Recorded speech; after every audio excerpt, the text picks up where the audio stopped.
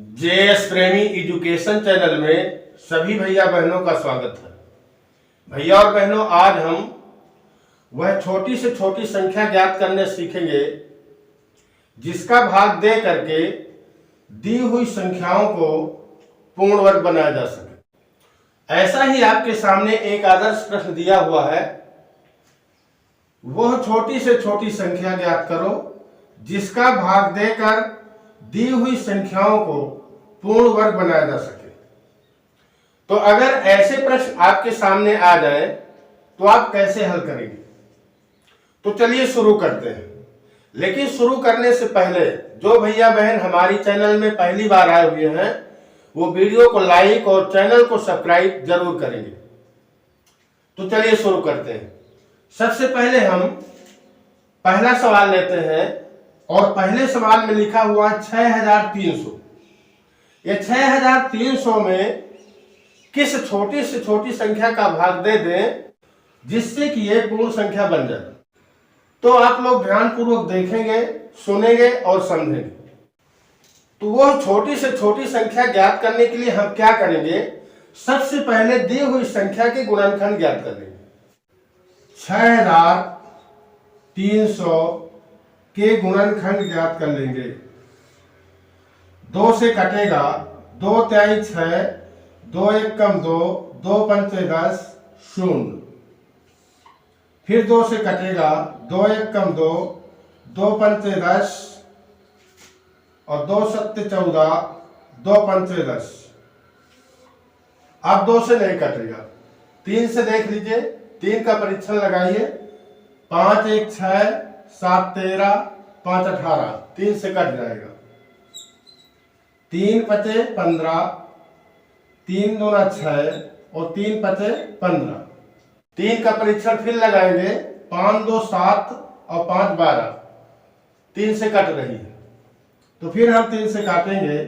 3 एकम 3 और 3 सत्ते 21 और 3 पचे 15। अब 3 से नहीं कटेगी, अब 5 से कटेगा। तो 5 से काटिए। 5 तिहाई 15 और 5 पचा 25। फिर 5 से, 5 सत्ते 35। फिर 7 से कटेगा, 7 एकम 7। अब क्या करेंगे? ये 6300 के आगे बराबर का चिन्ह लगाएंगे और इन संख्याओं को जो गुणनखंड आया है इनको सामने लिख देंगे। 2 गुणा 2 गुणा 3 गुणा 3 गुणा 5 गुणा 5 गुणा 7। अब क्या करते हैं? अब इनको जोड़े के रूप में यानी समूह में लिख देंगे। तो यहां लिखेंगे गुणनखंडों को समूह में लिखने पर, गुणनखंडों को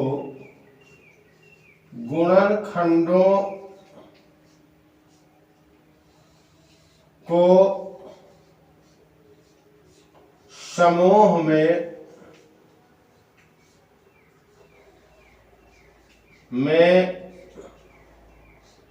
लिखने पर 2 गुणा 2 एक समूह में हो गया, गुणा 3 गुणा 3 ये समूह में हो गया। फिर गुणा 5 गुणा 5 ये भी समूह में हो गया। और देख रहे हैं कि 7 समूह में नहीं। तो यहां लिखेंगे संख्या 7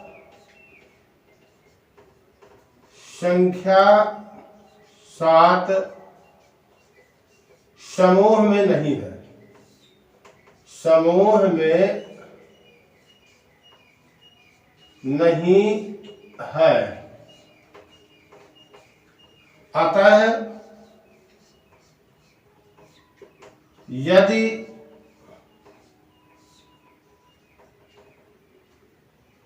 6300 में 7 का भाग दे दिया जाए 7 का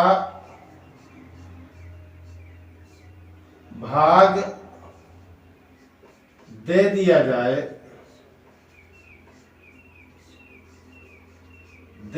जाए तो संख्या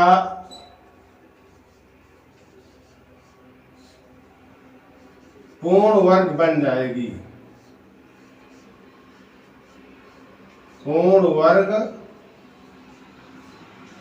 बन जाएगी।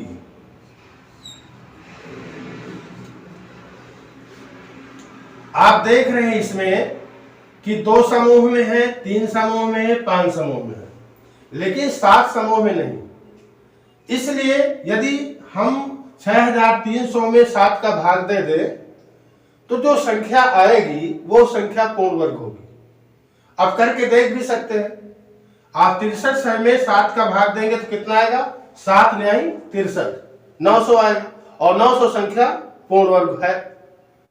तो इस प्रकार से हम दी हुई संख्या में वो छोटी से छोटी संख्या 7 का भाग दे करके उसी पूर्ण वर्ग में हम बना लिया। अब दूसरा सवाल देखते हैं। दूसरा सवाल है 768। अब हम 768 के गुणनखंड करेंगे। तो 768 के गुणनखंड जब करेंगे तो सबसे पहले 2 से कटेगा। 2 तिहाई 6, 2 अट्ठे 16 और 2 चौको 8।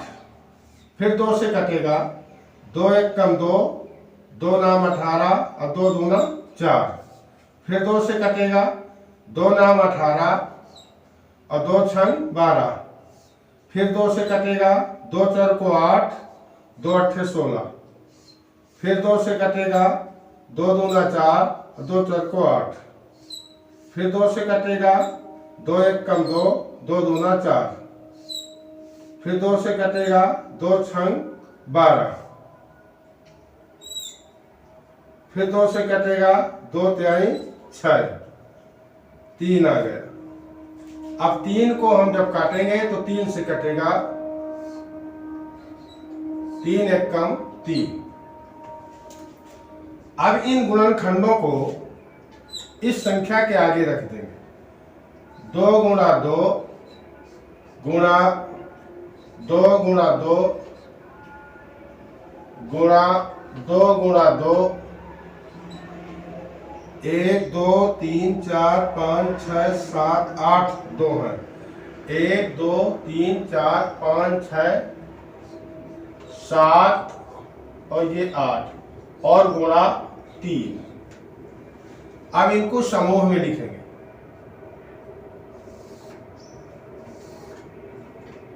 गुणनखंडों को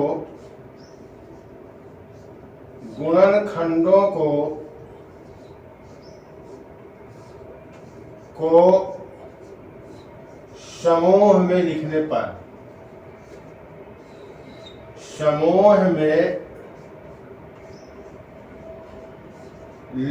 पर लिखिए।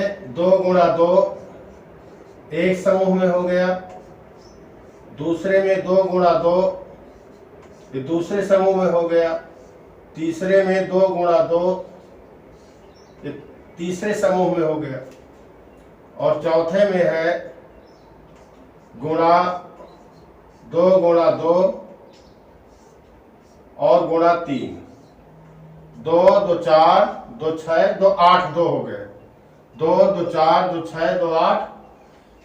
आप इसमें देख रहे हैं कि 2 का जोड़ा बन रहा है। 2 समूह में है, ये भी 2 समूह में है और ये भी 2 समूह में, ये भी है, लेकिन 3 समूह में नहीं है। इसलिए हम यदि संख्या में 3 का भाग दे दें तो जो संख्या आएगी वो संख्या पूर्ण वर्ग होगी। तो चलिए भाग दे करके कर लीजिए। 768 में हम 3 का यदि भाग दे दें तो जो संख्या आएगी वो संख्या पूर्ण वर्ग होगी। 3 का भाग दीजिए। 3 दूना 6, 1 6, 3 पचे 15, 1 8, तिछंग 18, ये जो 256 संख्या आई, ये संख्या पूर्ण वर्ग होगी। तीसरा सवाल है 1025। तो इसके भी गुणनखंड ज्ञात करेंगे। 1025 को हम किससे काटेंगे? 2 से नहीं कटेगा, 3 से देख लो। 1 2 3 5 8, यानी 3 से भी नहीं कटेगा, 5 से कटेगा। 5 दूना 10 और 5 पचहा 25, 205 आ गया। फिर 5 से कटेगा, 5 चौको 20 और 5 एकम 5। अब 41 संख्या 41 से ही कटेगी, तो 1 आ गया। इसकी सामने रख दिया 5 गुणा 5 गुणा 41। अब इसको समूह में लिखेंगे। समूह में लिखने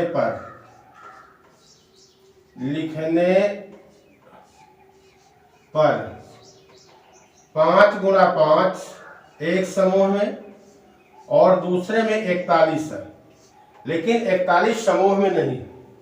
इसलिए यदि हम 1025 में 41 का भाग दे देंगे तो जो संख्या हमारी आएगी वो पूर्ण वर्ग होगी। देख लीजिए करके, 1025 में हम अगर 41 का भाग दे दें, कितनी बार जाएगा? 4 दूना 8, 2 बार। 2 एकम 2 और 2 चार को 8, घटाएंगे 0, 10 में 8 गए 2, 5 बार जाएगा। 5 एकम 5 और 5 चौको 20। आप देख रहे हैं जो 25 संख्या आई हमारी, यह 25 संख्या पूर्ण वर्ग होगी। चौथा सवाल है 8000। तो 8000 के भी हम गुणनखंड करेंगे। 2 से कटेगा, 2 चार को 8, 0 0 0। फिर 2 से कटेगा, 2 दूना 4, 2000 आ जाएगा। फिर 2 से कटेगा, 1000 आ जाएगा। फिर 2 से कटेगा, 2 पंचे 10, 0 0, 500 आ गया। फिर 2 से कटेगा, 2 दूना 4 और 2 पंचे 10, 0, 250 आ गया। फिर 2 से कटेगा, 2 एकम 2, 2 दूना 4, 2 पंचे 10, 125 आ गया। अब 2 से नहीं कटेगा, 5 से कटेगा। तो 5 दूना 10, 5 पचहा 25। फिर 5 से 5 पचहा 25।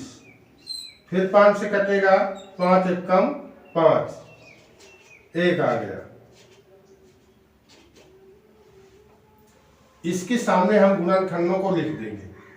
2 गुणा 2 गुणा 2 गुणा 2 गुणा 2 गुणा 2। कितने 2 हैं? 1 2 3 4 5 6। 1 2 3 4 5 6। फिर 5 गुणा 5, 5 गुणा 5 गुणा 5। अब गुणनखंडों को समूह में लिखने पर गुणनखंडों को समूह में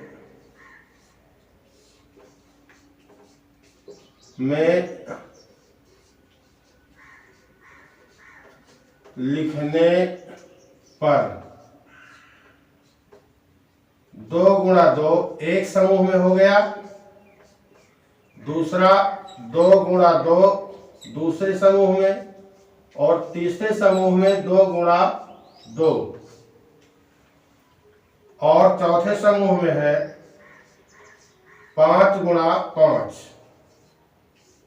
गुणा, इस 5 का समूह नहीं है। इसलिए यदि हम 8000 में 5 का भाग दे दें तो जो संख्या प्राप्त होगी वो पूर्ण वर्ग होगी। तो इसमें हम उत्तर लिखेंगे। उत्तर बराबर 5 वह छोटी से छोटी संख्या होगी जिसका भाग देने पर संख्या पूर्ण वर्ग बन जाएगी। तो उत्तर बराबर 5 का भाग देने पर, उत्तर बराबर 5 का भाग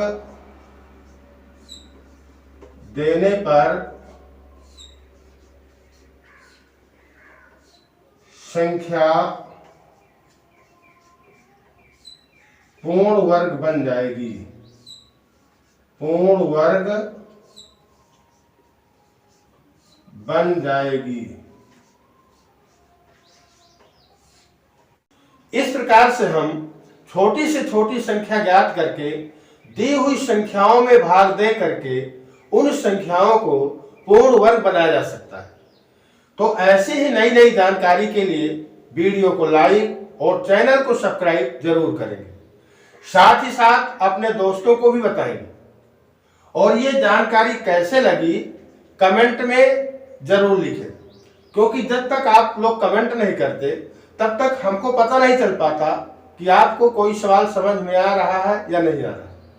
इसलिए कमेंट जरूर करें। धन्यवाद।